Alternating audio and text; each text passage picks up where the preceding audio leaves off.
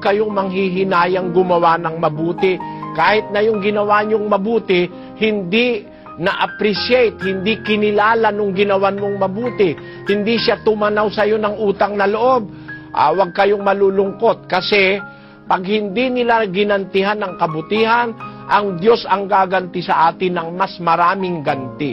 Pakinggan nyo sa 6:7 ng Efeso. Maglingkod na may mabuting kalooban, nagaya ng sa Panginoon at hindi sa mga tao.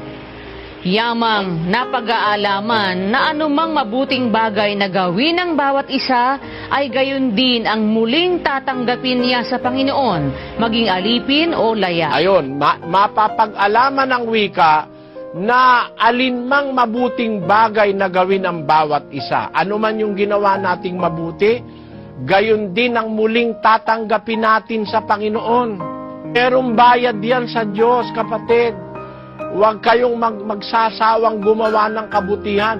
May bayad ang Diyos diyan sa bawat gawang mabuti. Kaya nga laging sinasabi ni kapatid na Daniel, ang paggawa ng mabuti hindi magbubunga ng masama. Bakit? Lahat ng gagawin nating mabuti, babayaran sa atin ng Diyos. Pakinggan nyo sa isang talata ng awit, ganito ang ating mababasa sa 62:12. Sa iyo naman, O Panginoon, ukol ang kagandahang loob, sapagkat ikaw ay nagbabayad sa bawat tao ayon sa kaniyang gawa. Tandaan nyo, ang ating panuntunan sa buhay, ang ating pag-asa palagi ang Diyos. Ang Diyos ang may sabi hindi kita pababayaan. Ang Diyos ang may sabi, hindi kita papagkukulangin. Siya rin ang may sabi, babayaran niya.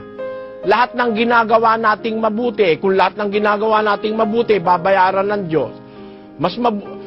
Doon sa trabaho mo minsan meron kang nagtatrabaho ka, nag-o-overtime ka para bayaran ka ng manager Bayaran ka ng may-ari. Nagtatrabaho ka, overtime pa Minsan kahit walang tulog alam nyo, yung manager mo, kung magbayad, kung alin lang yung pinag-usapan, yun lang ang babayaran sa'yo.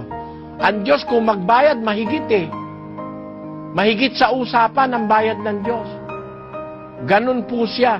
Pag nakita niyang tapat ka, higit pa sa inaasahan mo, ibabayad niya sa'yo. Sabi niya, magbabayad siya. Ang Diyos, hindi po nalulugi ang kumpanya yung kumpanya mo, pag nalugi, wala nang pambayad sa'yo Pero ang Diyos, walang lugi.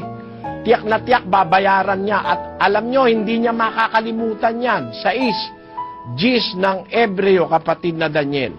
Sapagkat ang Diyos ay hindi liko upang limutin ang inyong gawa at ang pag-ibig na inyong ipinakita sa Kaniyang pangalan, sa inyong paglilingkod sa mga banal, at hanggang ngayon nagsisipaglingkod kayo. Ngayon, ang Diyos ay hindi liko upang makalimutan niya ang inyong mga gawa at ang pag-ibig na ipinakita nyo sa Kanyang pangalan. Hindi po nakakalimutan Diyos, nakalista lahat yung ginagawa nating kabutihan.